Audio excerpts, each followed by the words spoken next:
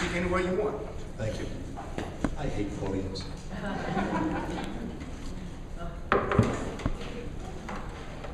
Thank you. Amen. Remember the most important rule I taught you up there. When you hear the boom, you're okay. Yeah. Right? That's the truth. That's, as an officer in the Israeli army for 29 years, I learned a couple of things. That was one. I want to talk to you tonight, as Eliott said, a bit about what's going on in Israel, a bit about what's going on in the world, because the fact is, as you probably know, and this has been true not just for the past few years, or even for the past few centuries, what happens in Israel is really what's going on in the world. It just works out that way. I want to start with a bit of background and then show you some. Actually, you know, let me start with the map, with that map of the Middle East, because not that one, not that one, that one. Okay. I want to give us a sense of perspective. You might be able to tell from my accent that I'm originally American. I'm actually still an American citizen. I've been an Israeli citizen for about 31 years now. And having moved there, on the one hand, I know a bit about Israel. On the other hand, it's kind of hard to change scale from America to Israel, both in terms of size and also in terms of neighborhood. I always say that Israel is living proof that God has a sense of humor. As Elias mentioned, we're about 250 miles north to south, at its widest point about 50 miles wide, which means that there is no place in Israel where you can stand and be 30 miles from the border. Think about that. These are not happy borders. Okay. Our largest natural resource is limestone rock. Our largest above-ground water reservoir is the Dead Sea. You getting the picture? Yeah. Okay. Half the country is desert all year round. The other half is desert the other half of the year. All of the oil in the Middle East miraculously stops when it gets to our borders. And it's a lousy neighborhood. Welcome to the Promised Land. There's actually a story that when Moses was up on Mount Sinai, the last day, just before he goes back down, God says to him, you know, you've been so good, so attentive, you've learned everything up here. I'm going to make you a one-time only offer. Where do you really want the Promised Land to be?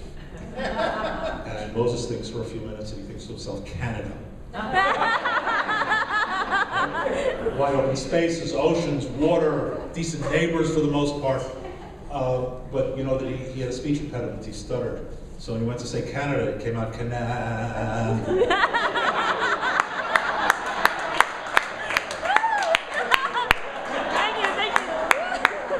Speech therapist. So that's what we've got.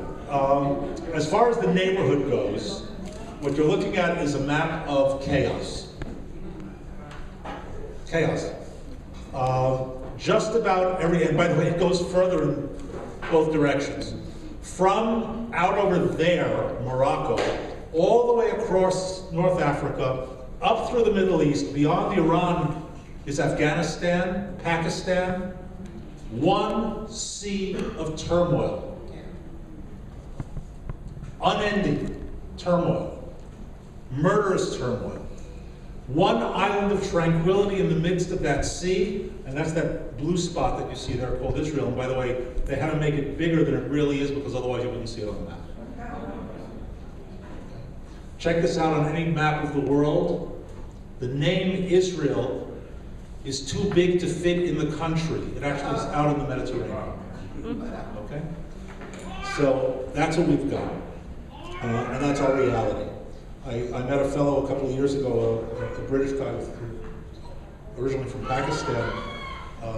He works with the pro-Israel community. He said, tell me, are Israelis concerned about Pakistan? So, you know, Pakistan really hates Israel. I said, yeah, I know that, but take a number. I wish I could worry about Pakistan. By the time I get to you, you're so far down on the list that okay? So that's part of the issue that we're dealing with. I want to give you some sense of background of who's out there.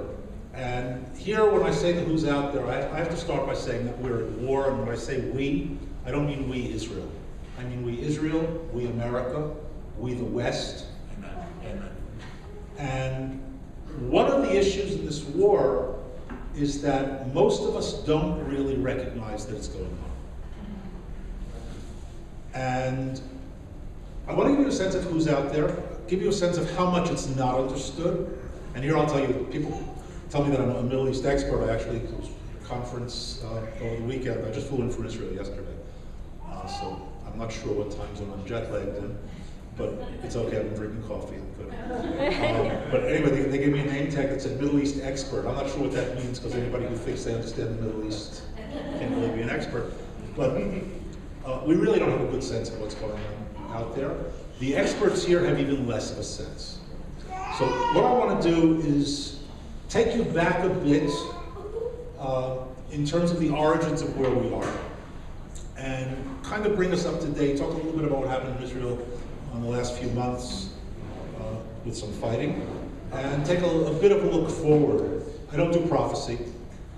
I'm a great disciple of two very important political philosophers, Winston Churchill and Yogi Berra, who both said that it's always best to prophesy about things that have already happened. It's much safer. So I'm not going to do too much prophecy, but a little bit of projection maybe. To understand where we are in the world today, in terms of the conflict that we're facing, we have to go back to 1928. This isn't going to be a long history lesson, but a very, very brief one. In 1928, an organization was formed in Egypt called the Muslim Brotherhood. Now, the chief of American intelligence a few years ago testified before Congress, and he was questioned about the Brotherhood. The Brotherhood was just about to take power in Egypt. They've since been thrown out. And he said in his testimony to Congress, as the chief of American intelligence, the Brotherhood, oh, we don't have to worry about them. They're a secular, moderate, nonviolent organization. Secular, moderate, nonviolent. Now, the motto of the Brotherhood, and it's been its motto since 1928, is as follows. Allah is our objective. The Quran is our constitution. The Prophet, meaning Muhammad, is our leader. Jihad, meaning holy war, is our way. And death for the sake of Allah is our highest aspiration. Secular, moderate, nonviolent. Okay, so here's the chief of American intelligence who isn't using access to Google. And it makes you wonder. Right? Kind of frightening. Now, the Brotherhood was founded, as I said, in 1928. It was founded by a guy named Hassan al-Banna, a very interesting character, but not important for our talk tonight. The guy who is important, and the name won't be on the test, so you don't have to worry too much about it. There's a guy named Sayyid Qutb, Q-U-T-B, if you are taking notes. He was the ideologue of the Brotherhood. He's the guy who wrote their ideology. And he's an interesting guy in his own right. He actually came to the United States after World War II, lived here for a few years, then went back to Egypt. He hated America when he came here, and hated it even more when he left. Okay, if you thought that to know us is to love us, well, not exactly. He was horrified by what he saw here. Do you know that women are permitted to walk alone in the streets of America, unescorted? Horrified. And things like that. Hated the freedoms, hated the openness, everything that went against the way he saw things should be. By the way, both he and al-Banna, the founder of the Brotherhood, were followers of a guy named Adolf Hitler. You may have heard of him. Wow. And much of Qutb's writings actually drew directly from Mein Kampf. Wow. Okay. So anyway, in the early 1950s, he wrote a book called Milestones. And Milestones is essentially the handbook Bible of all jihadi terrorism in the world today. All of it. And I want to give you an idea of who his followers are and were, because give you an idea of the reach, but also of who we're dealing with. So the first and probably most important follower of Qutb was a guy named Ayatollah Khomeini. Okay, now of course he's important because he was the guy who's the leader of Iran after the revolution. Yeah. But there's another important reason he's critical to us. If you've been following the news, and I have not a particularly high regard for the people who report and make the news here. I said that very delicately.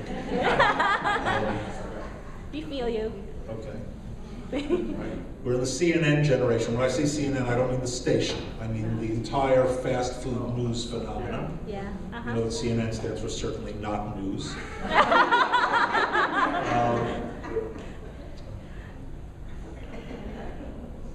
They simply don't get it. You've probably come to understand that the Shiites and the Sunnis are bitter enemies. They have nothing to do with each other. And we try to understand the Middle East in our terms. There are moderates and there are extremists. Tell me, between the Shiites and the Sunnis, who's the extremist and who are the moderates? Who are the extremists? The Shiites. So Osama bin Laden was a moderate, right?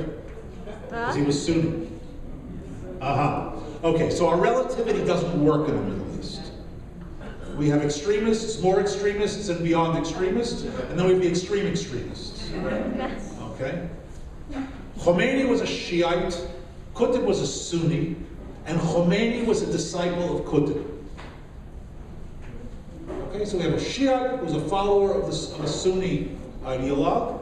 He was so much of a follower that he actually translated Qutb's writings from Arabic to Farsi so they could be used as basic works in the religious schools of Iran. And from there, he took Qutb's hatred of America and translated it into his own ideology. Now, by the way, in case you don't know, Iran and America are at war. Oh, yes. Okay, because most of the people who live in the Washington, D.C. area don't know that. Okay. But you're going to be celebrating Thanksgiving in a few weeks, right? Yep. By the way, so I celebrate Thanksgiving too, seriously. Any excuse to eat a turkey as far as I'm concerned. We celebrate on Friday night because we don't get Thursday off in Israel and anyway, you can't watch the football games in real time. So, but Thanksgiving, it tells you something about a society, the way it celebrates and what it celebrates at Thanksgiving. This month, Iran is going to celebrate one of their important holidays. It's called Death to America Day. Wow. They've been celebrating it since 1980 actually. It's the day that commemorates the taking of the hostages in the American embassy in Tehran. Remember that? Okay. So, a lot of people don't like radicals like the recent past president of Iran, Ahmadinejad, very outspoken kind of guy, Hamas, the terrorist organization, Al-Qaeda. I like those people. I like honest murderers. Because it makes my job as an analyst much, much easier. When they say Death to America Day, what do you think they mean? Death to America. Very good. Yay. 5 points extra credit. That's right. When Hamas says we want to kill all the Jews and destroy Israel, that's what they mean. Okay. And that actually makes an analysis much, much easier. Not a lot of guesswork involved. Now, Iran, just to follow through the idea, when Khomeini came to power, one of the first things he did was declare that Iran was at war with its greatest enemy, the great Satan of the United States of America. Israel is called the little Satan. Now here, let's understand something. Khomeini was a religious man. He was speaking in theological terms. When he said great Satan, he didn't mean that America was a great Satan because of a big country. America's a great Satan because it is the great evil. And Israel's a little Satan because of a little evil. America's influence is much greater. It spreads its evil, in his terms, much more widely. Within a few years, Iran began attacks against America through a proxy organization that it set up called the Party of God, or Hezbollah. Hezbollah, by the way, brought suicide bombing to the world. Not Al-Qaeda, they learned from them. Hezbollah started suicide bombing, and significantly, of its first 3 major targets, 2 were American. The third was Israeli. 2 were American. The American embassy in Beirut and the American Marine barracks in Beirut, killing 241 American Marines. Which, by the way, was the deadliest day in Marine Corps history since the Battle of Iwo Jima in 1945. Now let me ask you a question. If blowing up an American embassy and blowing up an American Marine base and killing 241 Marines are not acts of war, could somebody in this room please explain to me what is an act of war? Because I'm having trouble understanding it. That is the state of affairs. It has not changed. So that's Iran, Khomeini, Brotherhood. Another follower of Qutb and the Brotherhood and his ideology was a man named Abdallah Azzam. And here I have to, I'm sorry, I have to do this. I have to ask you, this is a test question. Just by a show of hands, when I say the name of Abdallah Azzam, does it mean anything to anybody here? Good, perfect. Perfect score. You are a typical American audience, I have to tell you. You're going to see why it's an important question. I have to tell you, I did have a group in Israel about 3 years ago, 40 people on a bus, and I asked them that question. About half of them did know the answer, but they were FBI agents, so Abdallah Azzam was a Palestinian. He moved to Egypt. He studied theology there, got his PhD, which just goes to show you that PhD isn't all it's cracked up to be.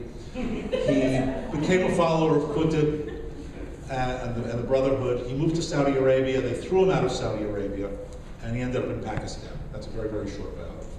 In Pakistan, he wrote a major work, and in it, he wrote the following. He said, we must establish the base for jihad, for holy war, in order to establish a universal Islamic caliphate, meaning Islamic rule of the world. Does anybody here know how to say the base in Arabic? Al-Qaeda, exactly. Abdallah Azzam was the founder of Al-Qaeda, and I find it very interesting that Americans don't know his name. By the way, the real name of the organization is not Al-Qaeda, it's Al-Qaedat al-Jihad, the base of jihad. But everybody knows it as in the Muslim world as the base.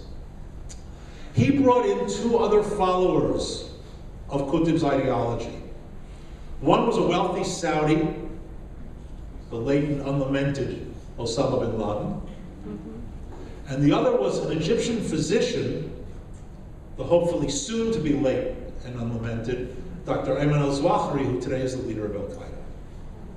In other words, Al-Qaeda comes out of the Brotherhood. I'm not saying it is the Brotherhood, it comes out of the Brotherhood's ideology. Now, spinning off from Al-Qaeda, you've got an organization like the Islamic State today in Syria and Iraq, who Al-Qaeda disowns. They say they're too radical. How's that for something on the resume? Wow. Okay? When Al-Qaeda says you're crazy. You better believe it. Okay? And a few others, Jabhat al-Nusra and a whole bunch of others, the whole alphabets. Hamas, the Islamic movement, Palestinian movement, is the branch of the Brotherhood among the Palestinians. Okay, I mentioned before I like them for the same reason. The Hamas charter, which they call the Covenant of Allah, by the way, it takes a certain amount of nerve to write a Covenant of Allah, right? Starts with the following words. Israel will exist until Islam obliterates it. Now you see why I like those guys? Anybody have any commentary? Pretty good.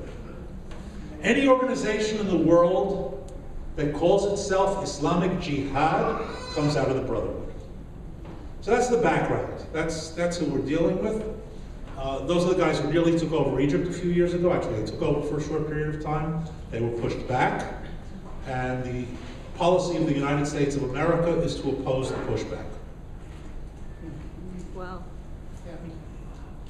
Okay, the current administration of the United States, and I'm not going to get into presidents and not presidents, this is the reality of policy, supported the Brotherhood when it was in power and opposes the government of Egypt today, the regime that pushed them out of power. Wow. That's part of that reality that we're dealing with. So, on top of all of that, Iran is trying to get its hands on nuclear weapons. And we're watching that. It's playing itself out now, and I'll say a few more words about that toward the end. That's the general picture around us. What I want to do now is talk a little bit about what happened in the past few months. We had a mini war with Hamas. I'm sure you saw at least some of that on the news. Give you a little bit of background on that, because what you saw on the news has absolutely nothing to do with the reality of what really happened. And then a little bit of projection in terms of what's going on around us in the neighborhood, and give you a chance to ask some questions, redirect. This past summer, as I said, we fought a mini war with Hamas, and I have to tell you, it was something of a sideshow. When I say that, I mean we've got much more serious enemies around us, but on the other hand, when people are shooting at you, it sort of gets your attention. The whole thing started with the kidnapping of 3 teenagers. They were hitchhiking home. By the way, hitchhiking in Israel is not only legal, but it's a common way of getting around. And they got picked up by a couple of Hamas terrorists who ended up, we learned in retrospect, shot them. One of the kids who was kidnapped actually had a cell phone on him, and they didn't take it away, and he called the police. And they realized he was talking to the police, and they shot all 3 of them, and they burned the car. And they took the bodies. And we began to track them. We found the car. We had a pretty good idea that the kids were dead, but I say a pretty good idea because since they burned the car, we didn't have really good conclusive forensic evidence. And we work on a very simple principle, and that is unless you have proof positive that they're dead, they're alive. Right? Better to make that error than the other way around. We didn't have much of a clue evidence to work with, so we did what you do under those circumstances. We started rounding up and interrogating the usual suspects. We've got a long list of usual suspects. They're called members of Hamas. And this wasn't done just at random. It turns out that we had a case about 15 years ago, and just to give you a little bit of insight on how crazy all of this is, because you know, on TV it's all solved in 55 minutes. Now we break for announcements. In the real world, it doesn't quite work that way. But about 15 years ago, a soldier was kidnapped and near Jerusalem. We thought that he was taken to Gaza, and we were working on that principle. In the meantime, we started interrogating, rounding up and interrogating people. And by sheer random luck, we picked up the driver who had taken him to where they were keeping him, not in Gaza, but outside Jerusalem near the city of Ramallah. We didn't know when we picked him up that we were picking up the guy with the information, but we got him. In the end, the rescue effort failed. He was killed, and the commander of the operation was killed. But nonetheless, we found out where he was by this sort of throw out the net and see what you pick up. So we threw out the net, picked up a bunch of people, got nowhere, threw out another net, picked up some more people, got nowhere. And in the meantime, Hamas in Gaza started firing rockets into Israel. And we began responding with airstrikes against them because everybody here, the news was all reporting disproportionate response, and Israel needs to be show more restraint. And I always wonder, pick your border, but if rockets started flying across either from Mexico or Canada, how long it would take for America to respond to rockets landing here. But those rules don't apply to Israel. Okay, up until today as we speak, Hamas has fired over the past 14 years some 15,000 rockets into Israel. Wow. 15,000 rockets. So when we respond after a few thousand, the world gets very upset. Too bad about that. Anyway, this goes back and forth, and after a few weeks we found their bodies. So at that point, the Israeli government, Prime Minister Netanyahu said, okay, that's it, it's over. And he actually made a statement and said, quiet will be responded to with quiet. In other words, you stop shooting at us, we'll stop shooting at you. Fairer than that. And they started escalating the rocket fire. We said, come on, let's work it out. Let's declare a ceasefire. So they agreed to a ceasefire for 24 hours. It lasted for about an hour. Ceasefires with terrorists are what I call shared ceasefires. We cease, they fire. And that doesn't work very well for very long. But we still held off. Because the fact is, we didn't want to go to war. And for a very simple reason. War is a really bad idea. Yeah. I have to tell you, my advisor in graduate school used to say that the only real decisions you ever have to make are between bad and worse. Okay? Because between good and bad, any idiot can make a decision. And between good and good, who cares? Between bad and worse, you really have to struggle. And those are the real decisions. Now, I'll give you my commentary on that idea, and that is that all the real decisions that are made by our leaders are bad decisions. By definition.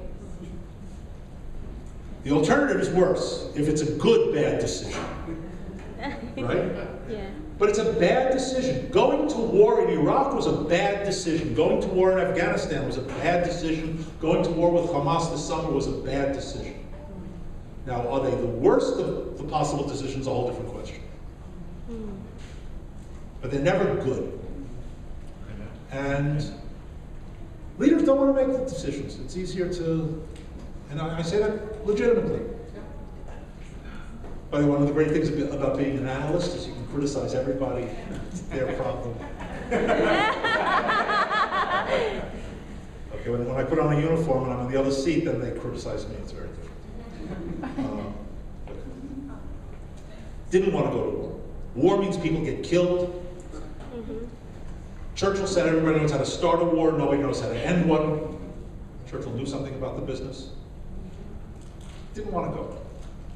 And rockets continue to fall. They wanted us to go into Gaza. And it didn't work up to a point. Now, it didn't work up to a point because of three things. Related to three things. Three almost miraculous. One of them is actually pretty miraculous. The first is that we have a system called the Iron Dome. It's a rocket interceptor system. I don't know how much you know about that kind of technology.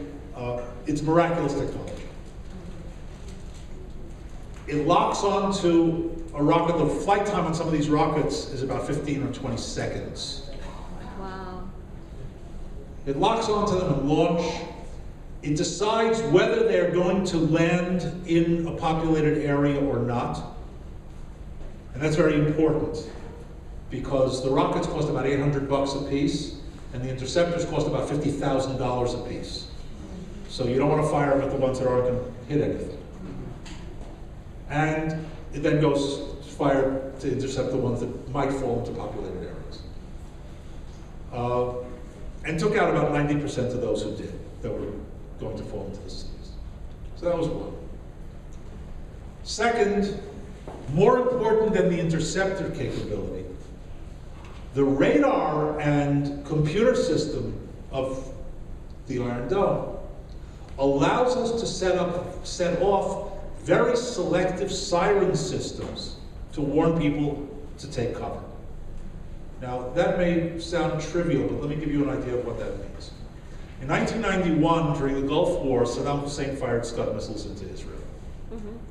In those days, the system that we had was not particularly sophisticated. There was one siren zone in Israel, the entire country. In other words, if a missile was fired to Tel Aviv, everybody in the country had to take cover. Missile was fired at Haifa, everybody in the country had to take cover. A little nerve-wracking. What we've done today, without going into the details, is shrunk those zones. We've got hundreds of zones today, which means that if a rocket is coming here, a siren will go off here. If it's going to land 5 miles away from here, the siren won't go off here. And that makes an intolerable situation manageable.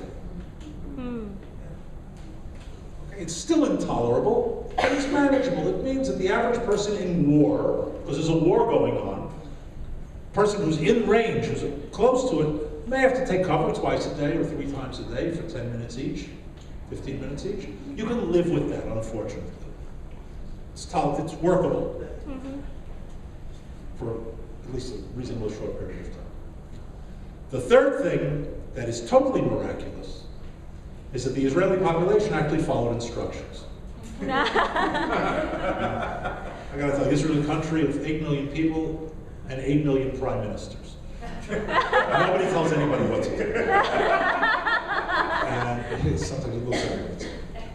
But here was a case, in part because of the small siren zones, also because when the siren went off, you could hear the rocket a few seconds later hit the ground not far away. You said, oh, that siren, that's a good idea.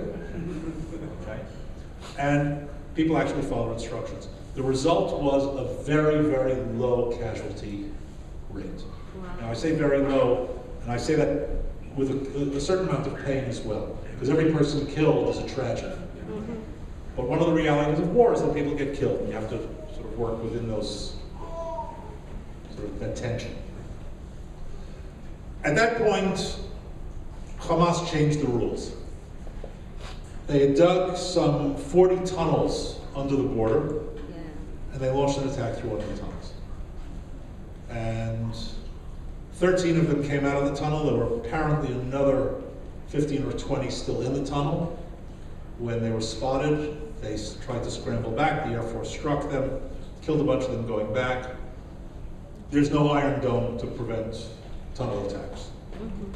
And 30 terrorists who were trying to get into a small village, that wasn't a terrorist attack, that was a massacre in the making. 3 terrorists is a terrorist attack. 30 is something else entirely. Their plan was to get into Kibbutz Sufa, a small town near the border, and kill every man, woman, and child in the town. And with that, the order was given to go in after them, which we did. We didn't invade Gaza. We went into 3 areas, a neighborhood and 2 towns along the border in order to find and destroy the tunnels, and that's what was done. There was fighting. Hamas fought there. We lost about 40 guys, 45 guys in the fighting. They lost a lot more. And something else. During that period, we've perfected this over the years. We did something that no army in the world will do, and I can say this advisedly as somebody who works with the American military and got contacts in other militaries, particularly the British military. And there aren't a lot of armies out there, militaries out there, that I would compare myself to in terms of morals and ethics. Hint, not the Russians. Okay. Or the Chinese. Okay. We have a unit in the Israeli military, the IDF, that's made up of native or fluent Arabic speakers, whose job it is to call the residents of Gaza in areas that we are going to attack and tell them, essentially, hey, tomorrow morning at 10 o'clock we're hitting your neighborhood. Maybe you should go on vacation before then. Yeah. We send them SMSs to their cell phones. Yep. Okay? The result was that in this past summer, and again, I speak in context of war, it doesn't mean that I discount tragedy. But this past summer, when we launched over 5,000 airstrikes and a ground offensive into Gaza, some 2,000 people were killed in the process. Now, if you know a little bit about airstrikes, just leaving the ground part out of it, 2,000 killed in 5,000 airstrikes means one of 2 things. Either we're not very good, or we're very, very, very good. And you can guess which one it is. On top of that, of those killed, despite the fact that as far as the press was concerned, every single one of them was a civilian, and it was all random, there was a hugely disproportionate amount of males between the ages of 18 and 30. But it was random.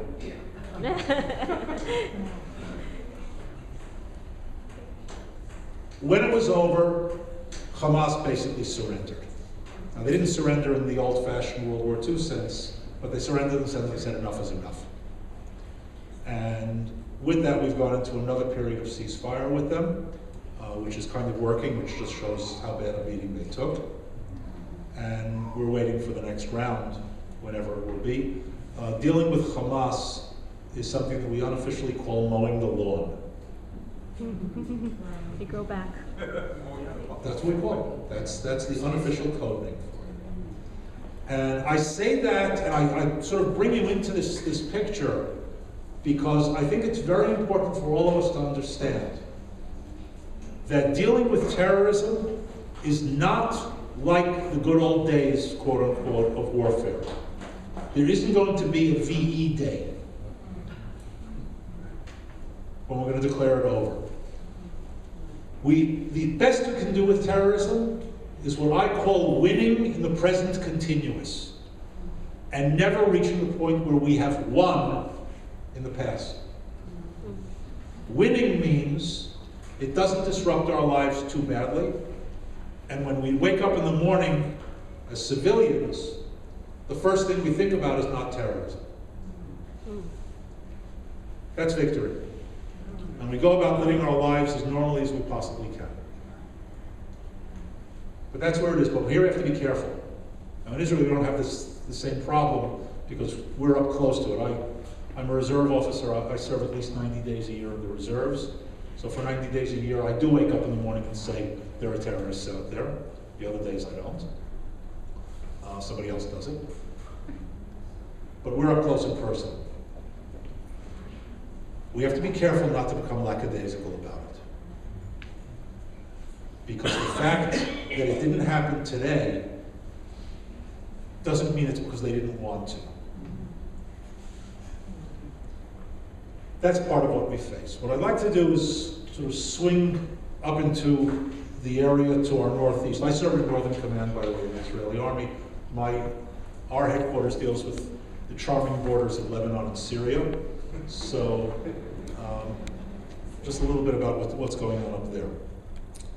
Syria collapsed a few years ago into a multifaceted war with terrorist organizations and all sorts of others involved. As I mentioned before, the most recent joiner was ISIS or ISIL, or the Islamic State, however you want to call them. They're the guys who Al-Qaeda says are crazy. But Al-Qaeda is in there also, both directly and as a spin-off called Jabhat al-Nusra. Hezbollah is in there fighting them. So we have Hezbollah fighting Al-Qaeda, Al-Qaeda fighting the Syrian government fighting ISIS, ISIS fighting the Iranians. Who do you root for? And here I can honestly say, unfortunately, there have been 200,000 killed in this battle, in this war already.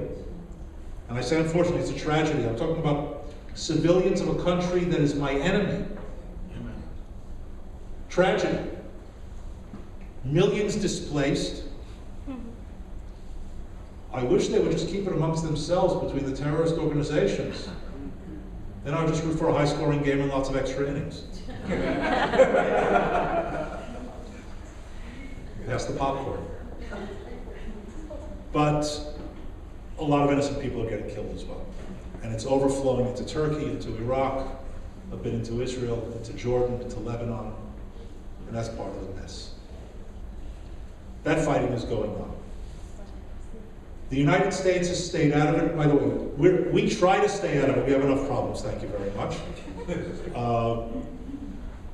knowing that it's on our border, and we've had to deal with some of it along our border, but here I think you can get a sense. It's happening, step up here. It's happening along this border of ours, but this is Syria. So, and the fighting, for example, that's happening along the Turkish border is up here, off the map. It's not something that Israel has any real means to intervene in. The United States woke up recently, those beheadings seem to have gotten people's attention.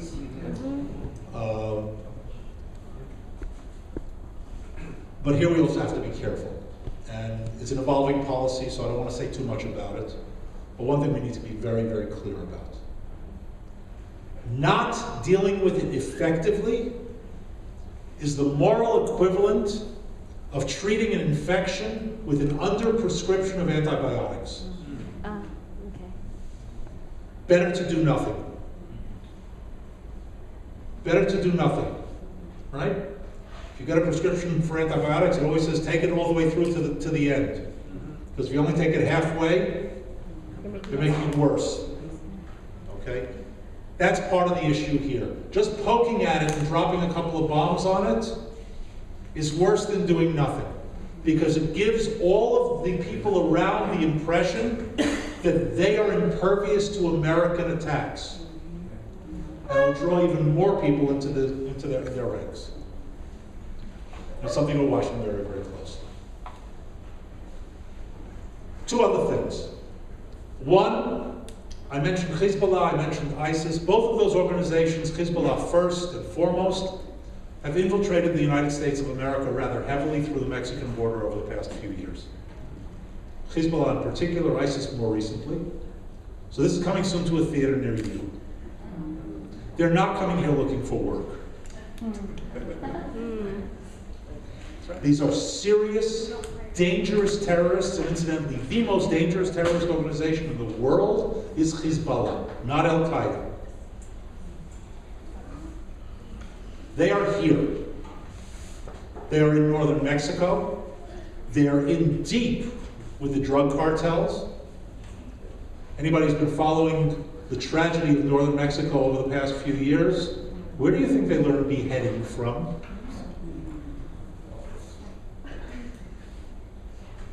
All of a sudden, they woke up? No. It's from their contact with the radical Islamists from the jihadists. There are now mosques in northern Mexico. Wow. It's that far, that close. Those are the people we're dealing with, and they have global aspirations, global interests. And again, it comes back to what I said earlier about Iran. So now I'm going to make a full circle. Iran wants to get its hands on nuclear weapons. It makes no secret about it. Everybody understands it except the American administration.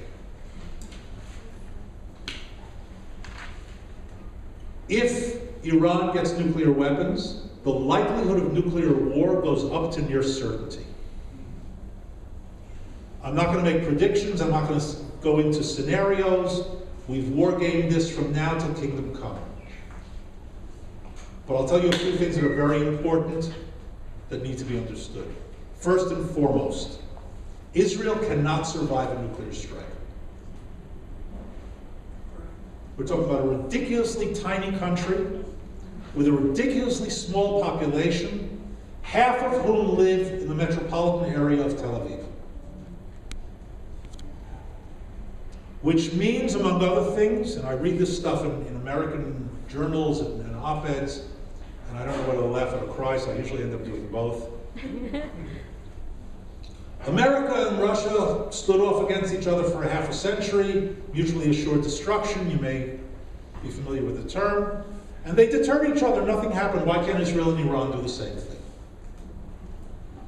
So you could say because the Iranians are fanatics, and that would be true, but that's not the reason. The reason is that America and Russia, over that period, especially after the Cuban Missile Crisis, when it came very close, and both sides said, this wasn't such a good idea, understood that neither side would be destroyed, and therefore both sides would lose. And And by the way, American strategy in the 1960s is America was to trade, and you say this really quickly, it doesn't sound like much, 30 cities with the Soviets. We'll destroy 30 of theirs, they'll destroy 30 of ours. 30 cities. 60 to 70 million Americans would be killed. And America would win because it could rebuild faster than the Russians. And the result of that strategic thinking, as nutty as it wasn't nutty. That's why usually short destruction was called MAD, M-A-D. Okay. Was that both sides knew that the morning after, they would be looking at each other across the ocean through the nuclear haze and say to each other, that was pretty stupid, wasn't it? What was the point? Here we have a different issue. Iran knows that it can win. The only question it has is how much of a price will it pay for the victory? And that's an entirely different relationship than the American-Soviet one without getting into Iranian fanaticism. Because if you know you can win, now you're in a different place. Okay?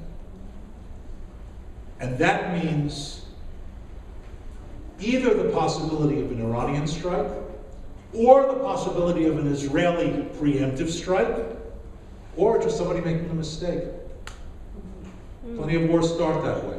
And it's something that can't be allowed to happen. But if you think it's only my problem in the crazy Middle East, let me add another point to it, and then I'll give you a chance to ask some questions. The Iranians also are developing ballistic missiles. They have missiles that can already reach Europe. By the way, you know that the world is in a very, very strange place when Israel's best friends in Europe are Germany and Poland. If you know your 20th century history. Why Germany and Poland? Because Iranian missiles can reach Germany and Poland. And being under the possible threat of Iranian nuclear missiles makes for very, very strange bedfellows. They have a missile that's about to go operational that can reach Western Europe as well. In other words, France and into England. And they have another one that they are developing. It's already well into the development stage that can reach the east coast of the United States of America. Wow. Now that may or may not concern you here in LA, but it's an issue. And you have to ask yourselves, why on earth are they spending the time, the energy, the resources to develop a missile that can hit the United States? So let me give you a bit of a hint, because they mean it. That's the situation we're facing. Before I conclude, I want to give you a bit of insight from where I come from, in terms of my philosophy, something that Elias and I talked about on the way over here. And I say this to you as myself, an Orthodox Jew, you believing Christians. We all know who's above us. And we have, I think, a tendency, a natural tendency, in our faith, to say, you know what, God's going to take care of it. And it's a way of showing faith. But here I want to teach you a little bit of Bible, if I may. Or what we Jews call the Torah, the first 5 books of Moses. If you're familiar with the Torah, you know that Moses appears in 4 of the 5 books.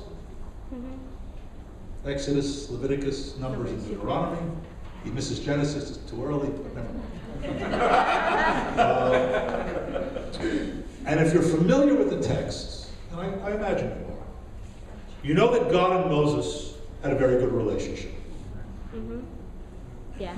Not being facetious. They argue, but at the end of Deuteronomy, there's no prophet like Moses who knows God face to face. That's a pretty serious statement. Of course, Moses is respectful to God. But if you read the text carefully, you see that God is also respectful to Moses. Okay, and in some of the more difficult places where you would expect, you know what, we would be less so under similar circumstances. Look, when Moses is standing in front of the burning bush and God says, I got a job for you, he says, I don't want it. Right? Yeah. God's not saying, just listen. He reasons with him, he explains to him. Right? And pardon me for paraphrasing, but that's the story. There's one place in the Torah where God verbally slaps Moses. He slaps him. It's on the shores of the Red Sea. They're at the shores of the Red Sea after the Exodus. The Egyptian army is coming after them. They see the Egyptians. The people panic. I would. Last week I was a slave. Now I'm out here in the desert and they're coming after me. Okay, they're also cynics. Right? What do they say to Moses? Is it because there weren't enough graves in Egypt that you brought us out here to die in the desert?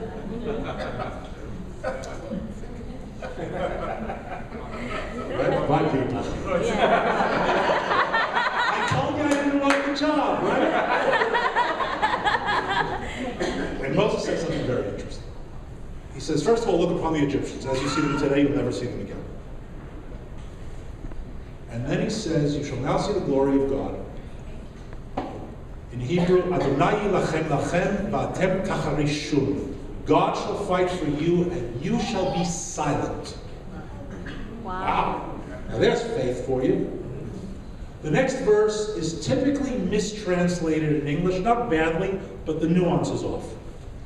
It depends on the translation. Some are better than others. But the typical translation is something along the lines of God spoke to Moses and said, wherefore criest thou unto me? Or something along those lines. Right? In Hebrew, Vayomer Adonai Moshe, Ma titzak elai. Now, ask any person who speaks fluent Hebrew, like the average 5-year-old Israeli, and he will tell you, that's not what it says. What it says is, what are you screaming at me for? In other words, what you would say to a child who just doesn't get it. Daber el b'nei Yisrael v'yisau. Speak to the children of Israel to move. The great medieval Jewish commentator, biblical commentator, Rashi, jumps on the verse. Something's wrong here. That's not how God speaks to Moses. And he brings a different midrashic source that adds sort of between the lines verse. And it says the following. God says to Moses, my people are in danger. Now is not the time for prayer. Now is the time for action. That's also faith. And where the faith really comes in, and I'll conclude with this, there's a few verses further down. I'm skipping down. God tells Moses to cast his rod over the sea will split, and that sort of thing. But that said something very interesting. And remember, every word has a meaning here. It's there for a reason, and it's in the order that it's there for a reason. It says, the children of Israel marched into the midst of the sea on dry land. What? They had to march into the water in order for it to split. It wouldn't split until they moved. You want to stand back and wait for the miracle? You might be waiting a very, very long time. Miracles are what you make happen, and that's how you show your faith. So my conclusion to you is that we're in very dangerous times. We are all under threat from those who would like to destroy us and who seek to destroy us. We can sit back and pray and hope that things will get better. Or we can take personal responsibility, knowing that we will prevail, but knowing that we'll prevail only if we take action. On that note, thank you for having me. It's a pleasure to be here.